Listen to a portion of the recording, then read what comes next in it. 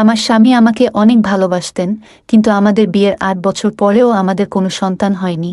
আমাদের প্রতিবেশী হিসেবে একদিন একজন ৪০ বছর বয়সী ব্যক্তি এসে থাকতে শুরু করলেন। প্রথম থেকেই তিনি আমাকে খেয়াল করতেন এবং অস্বাভাবিক দৃষ্টিতে দেখতেন। তিনি আমার স্বামীর সঙ্গে বন্ধুত্ব তৈরি করে আমাদের বাড়িতে প্রায় আসতে শুরু করলেন। ধীরে ধীরে আমি টের পেলাম তিনি আমার প্রতি অন্যরকম দৃষ্টি রাখছেন। একদিন রাতে, যখন আমার স্বামী বাড়িতে ছিলেন না, তখন সেই ব্যক্তি আচমকা আমাদের বাড়িতে এসে উপস্থিত হলেন। তারপর যা ঘটেছিল সেই রাতে, তা আমার হৃদয়ে গভীর ক্ষত সৃষ্টি করেছিল। পুরো ঘটনা আমার মনে গভীর দাগ কেটে গেছে। বন্ধুরা, আমার বয়স এখন ৩০ বছর। আমি ছিলাম অসম্ভব সুন্দরী আর আকর্ষণীয়। আমার গায়ের রং ছিল একেবারে ফর্সা, আর আমার চেহারার মাধুর্য সবাইকে মুগ্ধ করত। আমার সৌন্দর্যের কারণে ছোট থেকেই অনেক প্রশংসা পেয়েছি। আশেপাশের লোকেরা প্রায়ই বলতো, তোমার মতো মেয়ে একদিন বড় পরিবারে বিয়ে করবে। বন্ধুরা, আজকের গল্পটা অনেক বেশি স্পেশাল, তাই কেউ মিস করো না। আমাদের পরিবারে আমরা ৩ বোন এবং ১ ভাই। আমি সবার বড়। আমরা খুবই দরিদ্র পরিবার থেকে এসেছি। আমার বাবা অনেক কষ্ট করে আমাদের সংসার চালাতেন। তার যা আয় হতো সবটাই সংসারের খরচে চলে যেত।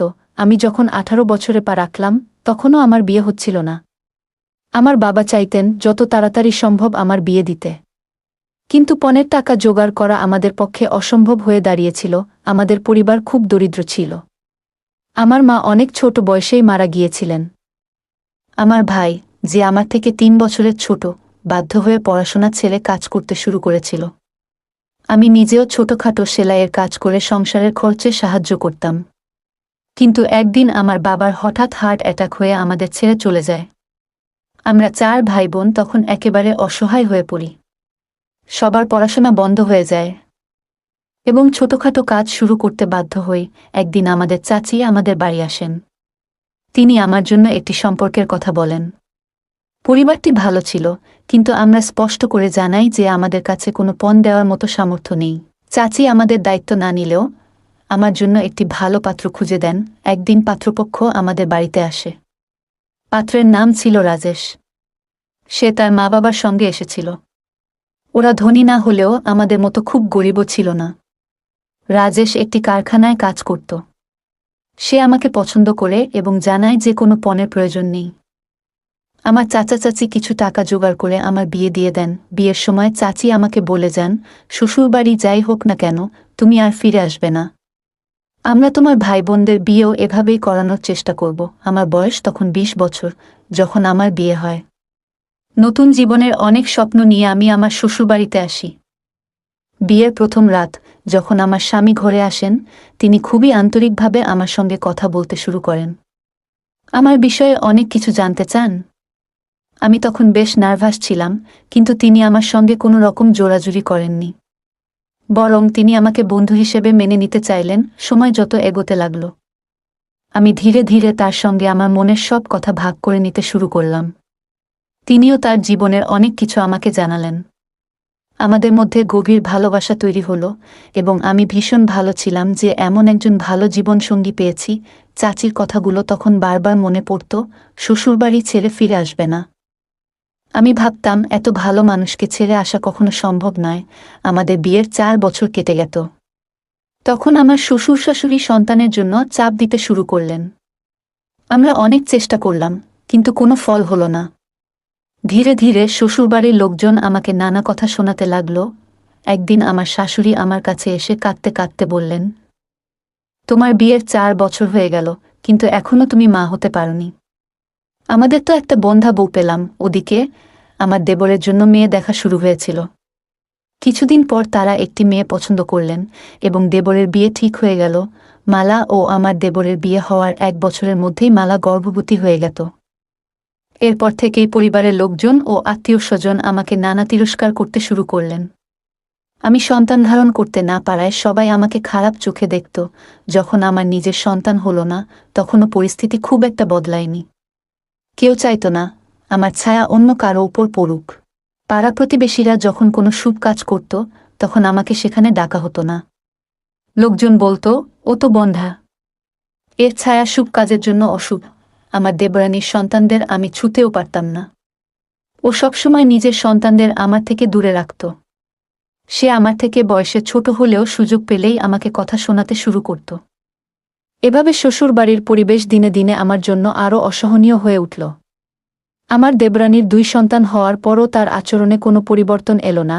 একদিন পরিবারের তিরস্কার শুনে আমি খুব কাঁদছিলাম। আমার শাশুড়ি রেগে গিয়ে বলেছিলেন, তোমাদের বিয়ের 8 বছর হয়ে গেছে, আর তোমার স্বামী রাজেশের জন্য নতুন মেয়ে খুঁজছি। শিগগিরই তার বিয়ে দিয়ে দেব, আর এই বন্ধাকে বাড়ি থেকে তাড়িয়ে দেব।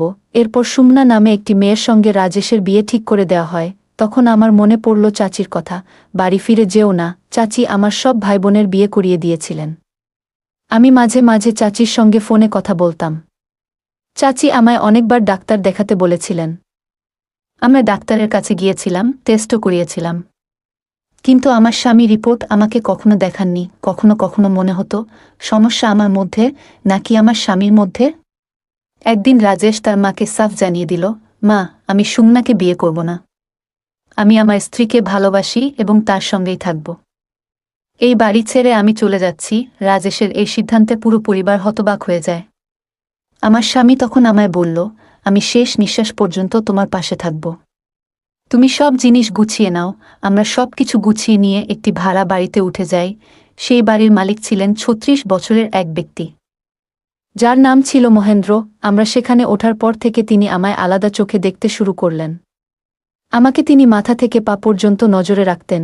আমার স্বামী রাজেশও খেয়াল করেছিলেন যে বাড়ির মালিক মহেন্দ্রের আচরণ একটু অস্বাভাবিক। তবে মহেন্দ্র আমাদের নতুন বাড়িতে উঠতে সাহায্য করেছিলেন। কিন্তু সময়ের সঙ্গে সঙ্গে আমি বুঝতে পারছিলাম তিনি আমার দিকে আলাদা নজর দিচ্ছেন। যখন রাজেশ বাড়িতে থাকতেন না, তখন মহেন্দ্র জানালা দিয়ে আমাকে দেখার চেষ্টা করতেন। এতে আমি ভীষণ অস্বস্তি বোধ করতাম, আর আমার মনে ভয় কাজ করত মহেন্দ্র আমাদের সঙ্গে বন্ধুত্ব গড়ে তোলে। সে রাজেশকে জানায় আমি এই বাড়িতে একা থাকি। আমার স্ত্রী মারা গিয়েছে। আপনাদের বাড়ি ভাড়া দিতে হবে না, বরং আপনাদের আমি প্রতি মাসে 2000 টাকা দেব। শুধু আমার জন্য রান্না করে খাবার দিলেই হবে, কারণ আমি রান্না করতে পারি না, আর বাইরের খাবার খেয়ে আমার শরীর খারাপ হয়ে যায়। রাজেশ এতে রাজি হয়ে যায়, কারণ এতে আমাদের আর ভাড়া দিতে হতো না, উল্টো কিছু টাকা পাওয়া যেত। মহেন্দ্র প্রতিদিন 3 বার আমাদের ঘরে খাবারের জন্য আসতে শুরু করল। একদিন রাতের বেলা মহেন্দ্র একটি ড্রিঙ্কসের বোতল নিয়ে আমাদের বাড়িতে এলো। সে রাজেশকে বলল, চলো আজ পার্টি করি। রাজেশ আমাকে ডাকল পার্টিতে যোগ দেওয়ার জন্য। আমি কখনো ড্রিঙ্কস খাইনি, কিন্তু মহেন্দ্র ও রাজেশ দুজনই আমাকে চাপ দিতে লাগল। অবশেষে আমি ড্রিঙ্কস খেলাম, আর নেশা চেপে বসল। এই অবস্থায় মহেন্দ্র আমার দিকে এগিয়ে এসে আমাকে স্পর্শ করার চেষ্টা করল। আমার স্বামী রাজেশ বললেন, চলো আমরা 3 জন মিলে একটু নাচ করি। আমি দীর্ঘ 8 বছর ধরে শুধু কষ্ট সহ্য করেছি। সেই মুহূর্তে একটু আনন্দ পেতে চেয়েছিলাম, তাই নাচে যোগ দিলাম। আমরা 3 জন মিলে নাচ শুরু করলাম। নাচের সময় মহেন্দ্র আস্তে আস্তে আমাকে স্পর্শ করতে লাগল। আমি খানিকটা অস্বস্তি অনুভব করলেও লক্ষ্য করলাম আমার স্বামী কিছু বললেন না। উল্টো মনে হলো তিনি এই পরিবেশ উপভোগ করছেন। সেই মুহূর্তে আমি বুঝতে পারছিলাম আমাদের সম্পর্কের এই নতুন রূপটি কেবল আমার নয়, বরং সবার জন্যই অদ্ভুত। মহেন্দ্র আমার দিকে এক অন্যরকম অনুভূতি নিয়ে এগিয়ে আসছিল, আর আমার স্বামী তার পাশে দাঁড়িয়ে যেন সেটি মেনে নিচ্ছিলেন। একদিন রাজেশ বাড়িতে ছিলেন না। মহেন্দ্র দুপুরের খাবারের সময় এসে হাজির হলেন। তিনি বললেন, ভাবিজি, আপনি সত্যিই অসাধারণ সুন্দরী। এমন একজন স্ত্রী পাওয়া ভাগ্যের ব্যাপার। রাজেশ খুবই লাকি যে আপনার মতো স্ত্রী পেয়েছেন। এটা শুনে আমার মন ভারাক্রান্ত হয়ে গেল। আমি নিরুত্তর থেকে বললাম, 8 বছর হয়ে গেল, কিন্তু আমার এখনো সন্তান হয়নি। আমার দীর্ঘদিনের কষ্টের কথা বলতেই মহেন্দ্র আমার হাত ধরে ফেলল। আমি ভীষণ ভয় পেয়ে গেলাম। এরপর সে বলল, আপনি চাইলে আমি সাহায্য করতে পারি। তার এই কথা শুনে যেন আকাশ ভেঙে আমার মাথায় পড়ল। আমি এতটাই হতবাক হয়েছিলাম যে কোনো উত্তর দিতে পারলাম না। খাবার খেয়ে মহেন্দ্র আমার দিকে অদ্ভুত ভালোবাসার দৃষ্টিতে তাকিয়ে রইল। তারপর কাজে চলে গেল। এদিকে মহেন্দ্র ধীরে ধীরে আমাদের পরিবারের একজন সদস্য হয়ে উঠেছিল। আমার স্বামী রাজেশ তাকে খুবই পছন্দ করতেন। তিনি বলতেন, মহেন্দ্র আমার জীবনে বন্ধুর মতো এসেছে। পরিবার থেকে দূরে থাকার কারণে আমি খুব একাকী অনুভব করতাম, কিন্তু মহেন্দ্র আমার সেই শূন্যতা পূরণ করেছে। আমি তাকে সব কথা শেয়ার করতে পারি। আমি মনে মনে ভাবতাম, মহেন্দ্রের এমন দৃষ্টি কি আমার স্বামী বুঝতে পারেন না? একজন পুরুষ হিসেবে তার বোঝা উচিত। তা সত্ত্বেও কেন মহেন্দ্রকে বাড়িতে আসতে দেন? এভাবে কিছুদিন কেটে গেল। মাঝে মাঝে যখন রাজেশ বাড়িতে থাকতেন না, মহেন্দ্র তখন আসত এবং রান্নাঘরে ঢুকে আমার পেছনে এসে দাঁড়াত। কখনো আমার কোমরে হাত রাখত, কখনো কাছে টেনে নিত। আমি খুব ভয় পেতাম, কিন্তু তাকে না বলতে পারতাম না। আমি কখনো আমার স্বামীকে ঠকাতে চাইনি। কিন্তু মহেন্দ্রের সাহস দিন দিন বাড়তে থাকল। একদিন সে আমাকে জড়িয়ে ধরল এবং বলল, তুমি অনেক ভালো একজন মানুষ। আমি অসহায় হয়ে পড়েছিলাম। তারপর সেই রাত এলো, যা আমি কোনোদিন ভুলতে পারব না। রাজেশ কাজের জন্য বাইরে ছিলেন। রাতের বেলা দরজায় কড়া পড়ল। দরজা খুলে দেখি মহেন্দ্র দাঁড়িয়ে আছে। তার চোখে এক ধরনের অদ্ভুত জ্বলন। আমি তাকে ঘরে ঢুকতে বললাম। সেদিন আমি হালকা গোলাপি শাড়ি পরেছিলাম। আমার শরীর কেঁপে উঠল তার চোখের দৃষ্টি দেখে। মনে হচ্ছিল এটি কোনো সাধারণ রাত হবে না। রাতের খাবার টেবিলে সাজানো ছিল এবং সে খুব মনের আনন্দে খেতে বসল। আমি নিজের শয়নকক্ষে চলে গিয়েছিলাম। কিছুক্ষণ পর মহেন্দ্র খাওয়া শেষ করে হঠাৎ শয়নকক্ষে ঢুকে পড়ল। সে আমার দিকে এগিয়ে এসে খুব মমতায় আমাকে জড়িয়ে ধরল। সে বলল, আজ আমি তোমার সঙ্গে নিজের অনুভূতি শেয়ার করব। যখন থেকে তুমি এখানে এসেছ, আমি প্রতিনিয়ত নিজেকে সামলাতে চেষ্টা করছি। আমি তখন কিছুই বলতে পারছিলাম না। ভেতরে ভেতরে অস্বস্তি কাজ করছিল। আমি তাকে থামানোর চেষ্টা করলাম এবং বললাম, দেখো, আমি একজন বিবাহিত নারী। আমি কখনো আমার স্বামীর প্রতি বিশ্বাসঘাতকতা করতে পারি না। সে জবাবে বলল, এতে বিশ্বাসঘাতকতার কিছু নেই। আমি তখন বললাম, আমি আমার স্বামীর প্রতি প্রতিশ্রুতিবদ্ধ এবং আমাদের সম্পর্কের মধ্যে এমন কিছু হওয়া সম্ভব নয়। আমি ও আমার স্বামী ভবিষ্যতে সন্তান নেওয়ার চেষ্টা করছি। যদি ঈশ্বর চান, আমি অবশ্যই মা হব। তারপর সে একটি কাগজ বের করে আমার সামনে রাখল। তার চোখে ছিল এক ধরনের অজানা বেদনা। কাগজটি হাতে নিয়ে যখন পড়লাম, তখন আমার চোখে জল চলে এলো। সেটি একটি মেডিকেল রিপোর্ট ছিল। তাতে লেখা ছিল, আমার স্বামীর শারীরিক অক্ষমতার কারণে তিনি বাবা হতে পারবেন না। সে আমাকে জানালো, এই সত্যটি আমার স্বামী দীর্ঘ 10 বছর ধরে লুকিয়ে রেখেছেন। আমি কখনো বুঝতেও পারিনি। এমনকি একসময় আমার স্বামীর পরিবারের পক্ষ থেকে তার দ্বিতীয় বিয়ের কথাও উঠেছিল। এই কথাগুলো শুনে আমি স্তব্ধ হয়ে গেলাম। তখন সে বলল, তোমার কষ্ট আমি সহ্য করতে পারি না। আমি তোমার জীবনের সব সমস্যা সমাধান করতে চাই। আমি মহেন্দ্রকে বললাম, তুমি এখন কক্ষ থেকে বেরিয়ে যাও। আমি প্রথমে আমার স্বামীর সঙ্গে এই বিষয়ে কথা বলবো। মহেন্দ্র সেদিন রাতে চলে গিয়েছিল। আমি একা থাকতে চেয়েছিলাম, কারণ এত বছর পরে আমার স্বামীর লুকানো সত্য সামনে এসেছে। আমার স্বামী বাড়ি ফিরে এলে আমি তাকে সবকিছু খুলে বললাম। সে নত মস্তকে ক্ষমা চেয়ে বলল, আমি তোমার প্রতি অনেক ভালোবাসা রেখেছি, কিন্তু আমার এই বড় সত্যটি তোমার কাছ থেকে লুকিয়ে রেখেছিলাম। আমি ভয় পেয়েছিলাম, যদি আমার এই দুর্বলতার কারণে তুমি আমাকে ছেড়ে চলে যাও। তোমাকে ছাড়া আমি বাঁচতে পারি না। তারপর সে আরও বলল, তুমি জানো, এই সমাজ তোমাকে কত কথা শুনিয়েছে। যারা তোমাকে অপমান করেছে, যারা তোমাকে বন্ধা বলে কটাক্ষ করেছে, তাদের সামনে জবাব দেওয়া দরকার। তাই আমি মহেন্দ্রকে তোমার কাছে পাঠিয়েছিলাম।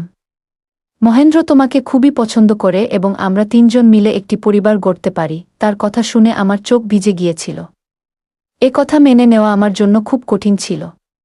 কিন্তু আমার স্বামী আমাকে বোঝাতে লাগল। সে বলল, মানুষের জীবনের সম্পর্কের জন্য মানবিকতা গুরুত্বপূর্ণ। তুমি যদি চাও, মহেন্দ্রকেও তোমার জীবনের অংশ করে নিতে পারো। পুরো 1 মাস ধরে সে আমাকে বোঝানোর চেষ্টা করল। শেষ পর্যন্ত আমি সম্মতি দিলাম, কারণ আমি বুঝতে পেরেছিলাম মহেন্দ্র এবং আমার স্বামী দুজনেই আমাকে ভালোবাসে এবং আমাকে সম্মান করে। কিছুদিন পর আমি জানতে পারলাম আমি মা হতে চলেছি। যখন আমার সন্তান জন্ম নিল, তখন সেই সমস্ত মানুষ যারা আমাকে বন্ধা বলে অপমান করেছিল, তাদের সব প্রশ্নের উত্তর পাওয়া হয়ে গেল। আমার শ্বশুর শাশুড়ি আমাদের আবার বাড়ি ফিরে যেতে বললেন, কিন্তু আমার স্বামী স্পষ্ট জানিয়ে দিলেন যে আমরা এই বাড়িতেই থাকব এবং তাদের সঙ্গে দূর থেকেই সম্পর্ক রাখব। তবে শাশুড়ি আমার উপর দোষারোপ করতে লাগলেন যে আমি নাকি তাদের ছেলেকে তাদের কাছ থেকে দূরে সরিয়ে নিয়েছি। কিন্তু সত্যিটা তা নয়। রাজেশ বাড়ি ফিরে যেতে চাননি, কারণ তিনি মহেন্দ্রের সঙ্গে থাকতে চেয়েছিলেন। মহেন্দ্রের সঙ্গে তার এক ধরনের বিশেষ সম্পর্ক গড়ে উঠেছিল। আমার স্বামী চাইতেন আমাদের এই 3 জনের ছোট্ট পরিবারটি অটুট থাকুক। আমার জীবন তখন একটি ভিন্নধর্মী সম্পর্কের মধ্যে কাটছিল, যেখানে শুধু স্বামী স্ত্রীর সম্পর্ক ছিল না, বরং একটি তৃতীয় ব্যক্তিও আমাদের পরিবারের গুরুত্বপূর্ণ অংশ হয়ে উঠেছিল। মহেন্দ্র শুধু আমাদের পরিবারের একজন সদস্যই হয়ে ওঠেনি, বরং সে আমার সন্তান এবং আমাকে সবসময় রক্ষা করেছে। এই অদ্ভুত জীবনযাপনে আমি সত্যিই খুশি ছিলাম। আমার কোনো অভাব ছিল না। আমি ভালোবেসে এবং আনন্দে আমার দিনগুলো কাটাচ্ছিলাম। বন্ধুরা, এটাই ছিল আমার জীবনের গল্প। আমরা প্রতিদিন আপনাদের জন্য এমনই একটি নতুন গল্প নিয়ে আসি। যদি আমাদের গল্প আপনাদের ভালো লেগে থাকে, তাহলে অবশ্যই আমাদের চ্যানেলটি সাবস্ক্রাইব করুন এবং আমাদের ভিডিওটি আপনার বন্ধুদের সঙ্গে শেয়ার করুন। দেখা হবে পরবর্তী গল্পে। ধন্যবাদ।